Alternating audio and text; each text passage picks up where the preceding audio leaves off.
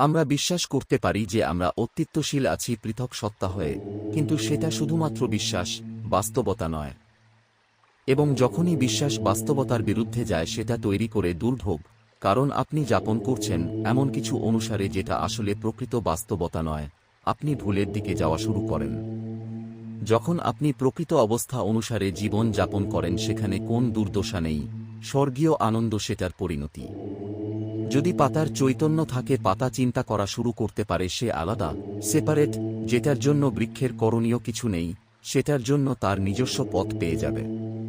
এবং তখন অতিসত্বর সেখানে সংকট সৃষ্টি হবে, দ্বন্দ্ব সৃষ্টি হবে। পাতা তখন আরও বেশি বিচ্ছিন্ন হয়ে যাবে তার নিজস্ব শক্তির উৎস থেকে। বৃক্ষ পাতাটির মা, এবং বৃক্ষটি শুধুমাত্র বৃক্ষ নয়, সেটা প্রথিত আছে পৃথিবীর গভীরে, সেটা প্রতিনিধিত্ব করে গোটা পৃথিবীর।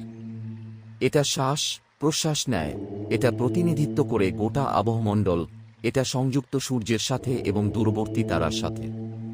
বৃক্ষের সাথে যুদ্ধ করা আসলে মহাবিশ্বের সাথে লড়াই করা। একটি বেচারা পাতা, ছোট পাতা চেষ্টা করছে লড়ার জন্য মহাবিশ্বের সাথে, গোটা আইডিয়াটা নির্বুদ্ধিতা। কিন্তু এটাই মানুষ করে আসছে। সে নদীকে ধাক্কা দিয়ে চলছে। সন্ন্যাসী মানে হচ্ছে নদীর সাথে লড়াই করা বাদ দেওয়া, নদীর সাথে যাওয়া, নদীর কাছে সঁপে দেওয়া যাতে সে তোমাকে সঙ্গে নিতে পারে, শেখাতে পারে লেট গোর শিল্পকলা। ওই দুটো ছোট শব্দ লেট গো সন্ন্যাসী অর্থ নিরূপণ করে দেয় সন্ন্যাসীর মানস। তখন একজন বলতে পারে তাই কিংডম কাম তেও বি ডোন, তখন তিনি তার নিজস্ব ইচ্ছা পরিত্যাগ করেন, এবং যে মুহূর্তে আপনি পরিত্যাগ করেন আপনার আকাঙ্ক্ষা, আপনার জীবন পরিণত হবে অত্যন্ত ধনী।